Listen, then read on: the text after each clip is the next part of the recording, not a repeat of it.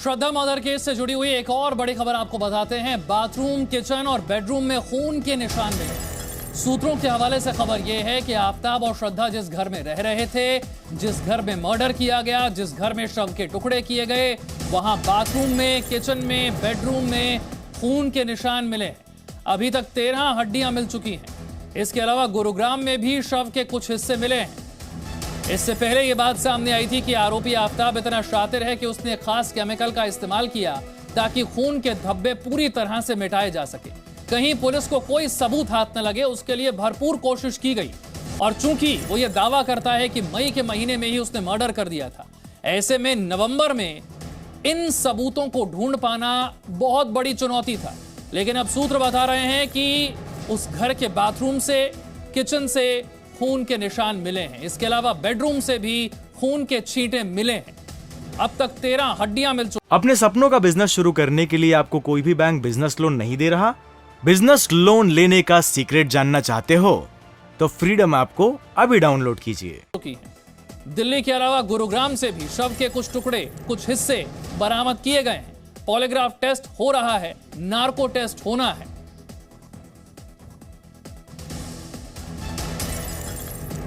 तो देखिए, सवाल अब यह उठ रहा है कि क्या ब्रेकअप का डर इसीलिए मर्डर? पुलिस ने सवाल पूछा कि तुमने श्रद्धा को क्यों मारा। इसके जवाब में क्या आया, यह आपको समझना है। जवाब यह आता है कि श्रद्धा मुझे छोड़ना चाहती थी, यानी कि मुझसे ब्रेकअप करना चाहती थी, इस रिश्ते से बाहर आना चाहती थी। सवाल पूछा गया कि तुम्हें छोड़ने की बात तुम्हें पता कैसे चली, तुमने ये कैसे सोच लिया कि वो तुम्हें छोड़ना चाहती है। आफताब ने कहा कि 3 और 4 मई को हम दोनों ने अलग होने का फैसला किया था, यानी कि मर्डर से कुछ दिन पहले फैसला हो गया था अलग होने का। तो सवाल पुलिस ने पूछा कि सिर्फ इसी बात पर मर्डर कर दिया क्या, यानी कि मर्डर की वजह सिर्फ इतनी ही थी क्या? आफताब ने जवाब दिया कि किसी और के साथ श्रद्धा जाए, उसे यह बात पसंद नहीं थी। मर्डर की और क्या वजह थी, सवाल पूछा गया। तो जवाब आया कि मुझे डर था कि वो किसी और के साथ इन्वॉल्व हो जाएगी। तो क्या ब्रेकअप का डर था, यही वजह बनी, यही मोटिव बना मर्डर का? प्रमोद मेरे सहयोगी और जानकारी के साथ मेरे साथ है। प्रमोद, धीरे धीरे करके अब परतें खुलती जा रही हैं। अब तक यह समझ में नहीं आ रहा था कि मोटिव क्या है, हत्या की क्यों? रिश्ते से अलग होना चाहती थी श्रद्धा, फैसला कर लिया था। 3-4 मई को ही यह बातचीत हो गई थी और उसके कुछ 10-12 दिन के बाद यह मर्डर हो जाता है।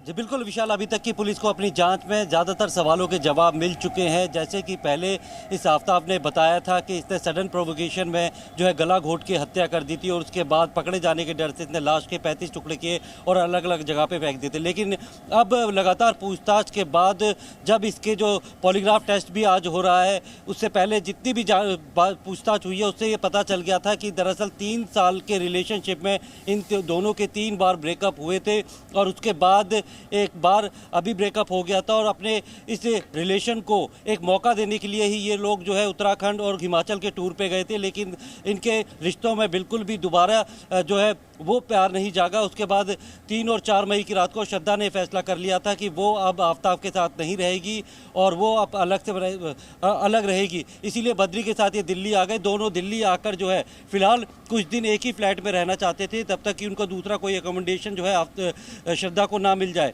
इसी दौरान 8 मई को वो दिल्ली आते हैं, एक दिन पहाड़गंज में रुकते हैं, कुछ दिन सैतला जाप के हॉस्टल में रुकते हैं और 15 मई को छतरपुर इनक्लेव के उस फ्लैट में शिफ्ट होते हैं। और 18 मई को यानी फ्लैट में शिफ्ट होने के 3 दिन बाद ही श्रद्धा का कत्ल कर दिया जाता है। तब इसने ये बताया कि उसको इस बात की जलन थी कि श्रद्धा इसको छोड़कर किसी और के रिलेशन में किसी और के साथ रहेगी, जो कि ये बर्दाश्त नहीं कर सकता था। इसीलिए इसने श्रद्धा की हत्या की और ये हत्या कोई एकदम आवेश में। तो श्रद्धा मर्डर केस से जुड़ी हुई बड़ी खबर जो मेरे सहयोगी प्रमोद भी बता रहे थे और हम आपको एक बार फिर से बता रहे हैं। मोटिव क्या रहा, वजह क्या रही मर्डर की, अब धीरे धीरे करके ये बातें सामने आ रही हैं। और इसके अलावा आफताब और श्रद्धा जिस घर में रह रहे थे, वहां पर बाथरूम से और किचन से खून के निशान मिले हैं। बेडरूम से भी खून के छींटे मिले हैं। अब तक 13 हड्डियां बरामद हो चुकी हैं। दिल्ली के अलावा गुरुग्राम में भी शव के कुछ टुकड़े, कुछ हिस्से बरामद किए गए हैं। और अब पॉलीग्राफ टेस्ट के दौरान भी जो सवाल जवाब हो रहे हैं, उससे भी कई परतें खुल रही हैं। तो इस पूरे केस की जरा क्रोनोलॉजी आपको समझाते हैं, जिससे आप बेहतर तरीके से समझ पाएंगे कि हुआ क्या, घटनाक्रम रहा क्या। अब तक देखिए, बाथरूम से, किचन से और बेडरूम से खून के निशान मिले हैं। मर्डर मई के महीने में हुआ, लेकिन नवंबर में भी पुलिस ने ये सबूत ढूंढ लिए हैं। अब तक 13 हड्डियां बरामद की जा चुकी हैं। शव के कई टुकड़े किए थे आफ्ताब ने और 13 हड्डियां अब तक मिल चुकी हैं। श्रद्धा की अंगूठी और उसके कपड़े भी बरामद कर लिए गए हैं। इन्वेस्टिगेशन की क्रोनोलॉजी आपके सामने है। शव का जबड़ा मिल चुका है, एक बहुत अहम कड़ी इस मामले में। शव का जबड़ा मिल चुका है। इसके अलावा दिल्ली के अलावा जहां पर ये लोग रह रहे थे, उसके अलावा गुरुग्राम में भी शव के टुकड़े मिले हैं। प्रमोद मेरे सहयोगी फिर से मेरे साथ है। प्रमोद, अब तक तो यह मान के चला जा रहा था कि इतना शातिर आरोपी है कि इसने खास केमिकल का इस्तेमाल किया, सारे खून के धब्बे जो थे वो मिटा दिए, शव के टुकड़े भी इस तरीके से फेंके कि जानवर उन्हें खा जाए, मिल ना सके। लेकिन धीरे धीरे करके अब तो कई चीजें पुलिस के हाथ लग चुकी। देखिए बिल्कुल विशाल, ये पूरा केस एक ब्लाइंड मर्डर केस था। इसमें सिर्फ जो पुलिस के पास 6 महीने बाद थे वो साइंटिफिक मेथड था, एक साइंटिफिक जो एविडेंस थे उसको जुटाना सबसे बड़ी चुनौती थी। और पुलिस ने CFSL और FSL के जरिए जो सैंपल कलेक्शन की और उसके बाद CFSL में भेजा। CFSL की डिटेल रिपोर्ट जो है अभी पुलिस को नहीं मिली है, लेकिन उससे ये इस्टेब्लिश हो चुका है कि जो DNA मैच कर गया था और जो ब्लड सैंपल थे वो श्रद्धा के थे। तो उसके बाद पुलिस के पास अब काफ़ी सारी जो है वो ये जानकारी सामने आ गई थी कि श्रद्धा जो है मर चुकी है। जो इसने क्लेम किया था उसको साबित करने के लिए पुलिस के पास सबूत है। उसके बाद इससे पूछताछ की गई, बाकायदा टीम जो है हिमाचल गई, मुंबई गई और अभी भी कैंप की हुई है मुंबई में। लगातार जो है जो परिस्थिति जन्य साक्ष्य है या सर्कमस्टांशियल एविडेंस है वो जुटाने की कोशिश कर रहे हैं। उसमें ये पता चला कि ये दरअसल इसको श्रद्धा से अलग होने का डर था। श्रद्धा इसको छोड़ना चाहती थी, इसके सनकीपन से पागल परेशान हो चुकी थी, ये पागलों की तरह व्यवहार करता था, उसके साथ मारपीट करता था, इस तरीके की शिकायत वो दे चुकी थी। 3 साल में 3 बार ब्रेकअप हो चुका था और अब ये बिल्कुल ही हमेशा के लिए दोनों अलग रहना चाहते थे। लेकिन आफ्ताब को ये कबूल नहीं था कि श्रद्धा किसी और के साथ रहे, उसे छोड़कर किसी और के साथ रहे। इसीलिए वो हिमाचल से वापस मुंबई ना जाने की वजह से दिल्ली आया। दिल्ली में एक ऐसी जगह फ्लैट लिया और फ्लैट लेने के 3 दिन बाद ही उसने जो श्रद्धा है उसका कत्ल किया। बॉडी को इस तरीके से फेंका कि किसी को पता ना चले। उसके जो सोशल मीडिया अकाउंट, उसकी बैंकिंग ट्रांजैक्शन वो ऑपरेट करता रहा। और उसके बाद जब ये 6 महीने बाद केस खुला तो पुलिस को एक इसने कहानी सुनाई, लेकिन उस कहानी को साबित करने के लिए पुलिस ने वो सारे सबूत जुटाए और सर्कमस्टांशियल एविडेंस इकट्ठा किए, साइंटिफिक जो एविडेंस थे वो इकट्ठा किए। और उसके बाद ये प्रूफ जब हो गया कि जो बॉडी के पार्ट्स मिले हैं उसमें ज़्यादातर श्रद्धा के हैं। ब्लड जो है वो किचन से मिला था, बेडरूम से मिला था, बाथरूम से मिला था, वो मैच कर गया। हालांकि अभी जो फॉरेंसिक की जो CFSL की डिटेल रिपोर्ट है वो आना बाकी है, लेकिन पुलिस को अभी कंफर्म हो गया। आज पॉलीग्राफ का चौथा सेशन है वो चल रहा है और जो 5 तारीख को नार्को टेस्ट की बात की जा रही थी उसको भी इन्होंने जल्दी यानी 1 दिसंबर को अब आफ्ताब का नार्को टेस्ट होगा। इसकी मंजूरी कोर्ट से पुलिस को मिल चुकी है। तो आज जब पॉलीग्राफ टेस्ट खत्म हो जाएगा उसके बाद 1 दिन का ब्रेक जो है वो किसी भी सब्जेक्ट को दिया जाता है, उसके बाद ही उसका नार्को टेस्ट किया जाता है। तो आज पॉलीग्राफ टेस्ट खत्म होने के बाद कल उसे एक ब्रेक दिया जाएगा और 1 नवंबर को रोहिणी के अंबेडकर हॉस्पिटल में आफ्ताब का नार्को टेस्ट होगा। नार्को टेस्ट और पॉलीग्राफ टेस्ट कराने का पुलिस का सिर्फ मकसद यही है कि वो ये साबित कर सके कि जो इसने बोला है वो सच है या नहीं है, या फिर इसके नार्को टेस्ट के दौरान की गई बातों के द्वारा जो एविडेंस अगर कलेक्ट कोई जांच अधिकारी करता है उसे कोर्ट जरूर मानती है। इन टेस्ट को कोर्ट में ये एडमिसेबल नहीं है, लेकिन इसके नार्को टेस्ट और पॉलीग्राफ टेस्ट के दौरान कही गई बातों के आधार पर अगर कोई एविडेंस मिल जाता है उसे कोर्ट स्वीकार करती है। तो वो कराने के बाद जो है और बचे हुए जो एविडेंस है वो कलेक्ट करना चाहती है। इस वक्त की सबसे बड़ी खबर यह है कि 1 दिसंबर को नार्को टेस्ट होगा। पुलिस को कई ऐसे खून के जो निशान धब्बे हैं वो इसके फ्लैट से मिले थे, जो किचन में थे, बेडरूम में थे और बाथरूम में थे, वो मिल गए हैं। और 13 हड्डियां मिल गई है। जो श्रद्धा का जबड़ा है उसका एक हिस्सा वो पुलिस को मिल चुका है। कपड़े मिल चुके हैं और पुलिस को शक है कि ये वही कपड़े हैं जो कि वारदात वाले दिन जो है श्रद्धा ने पहने थे और इसने पहने हुए थे, जो इसने डंप किए थे।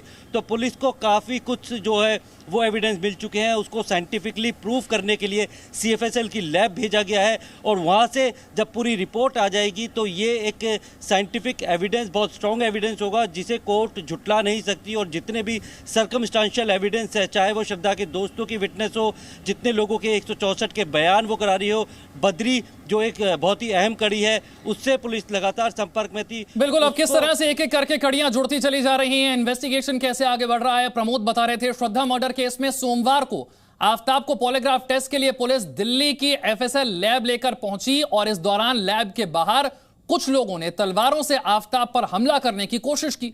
दरअसल पुलिस आफताब को वैन में बिठाकर तिहाड़ लेकर जा रही थी, तभी कुछ लोगों ने वैन पर अटैक कर दिया।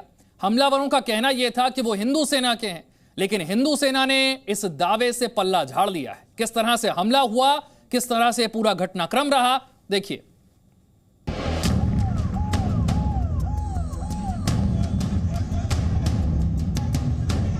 श्रद्धा की हत्या करने और उसकी लाश के 35 टुकड़े करने वाले आफताब के खिलाफ लोगों में कितना गुस्सा है, इसका अंदाजा आप इन तस्वीरों से लगा सकते हैं। सोमवार को जब दिल्ली पुलिस की टीम आफताब का पॉलीग्राफ टेस्ट करने के बाद उसे वापस तिहाड़ जेल ले जा रही थी, तो कुछ लोगों ने आफताब की वैन पर अचानक हमला कर दिया।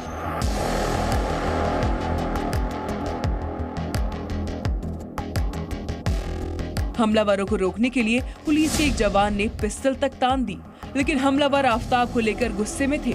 मीडिया के पूछने पर हमलावरों ने बताया कि वो हिंदू सेना से हैं और आफताब के 70 टुकड़े करने आए हैं। पर हमारी बहन बेटी सुरक्षित नहीं है ना, तो आपने 35 टुकड़ा करे, हम 70 टुकड़ा कर देंगे उसके, 70 टुकड़ा करेंगे उसके। उसे हम जिंदा नहीं छोड़ेंगे किसी हाल में भी। कानून हाथ में लेके आप खुद गुनहगार बनना चाहते हैं, हमें जेल डाल दिया जाए, कुछ भी क्या चाहे, हम इसके लिए मंजूर है। पुलिस ने जब हमलावरों को गिरफ्तार किया तो उनके पास से तलवारों के साथ साथ एक हथौड़ा भी निकला। पुलिस ने ये सारे हथियार जब्त कर लिए। हैरत की बात यह है कि हमलावर खुलेआम एफएसएल लैब के बाहर पुलिस की मौजूदगी में उत्पात मचाते रहे, लेकिन पुलिस तब होश में आई जब जी न्यूज ने सबसे पहले ये खबर दिखाई। आनन फानन में अधिकारी मौके पर पहुंचे और आरोपियों की गाड़ी को अपने कब्जे में ले लिया। इस हमले के बाद पुलिस व्यवस्था पर कई सवाल उठ रहे हैं। हमलावरों की गिरफ्तारी के दौरान पुलिस मीडिया के किसी भी सवाल का जवाब नहीं दे रही थी। सर किस तरह की कार्रवाई करेंगे? सर किस तरह की कार्रवाई करेंगे आप? सर कितने लोगों को डिटेन किया गया? हमलावर दावा कर रहे हैं कि वो हिंदू सेना के कार्यकर्ता हैं, लेकिन हिंदू सेना का कहना है कि उनका हमलावरों से कोई संबंध नहीं है। ऐसे में सवाल ये भी उठता है कि आखिर हमलावर हैं कौन? दिल्ली से प्रमोद शर्मा, नीरज गौड़ और राजू राज के साथ ब्यूरो रिपोर्ट, जी मीडिया। अपने सपनों का बिजनेस शुरू करने के लिए आपको कोई भी बैंक बिजनेस लोन नहीं दे रहा? बिजनेस लोन लेने का सीक्रेट जानना चाहते हो? तो फ्रीडम ऐप को अभी डाउनलोड कीजिए।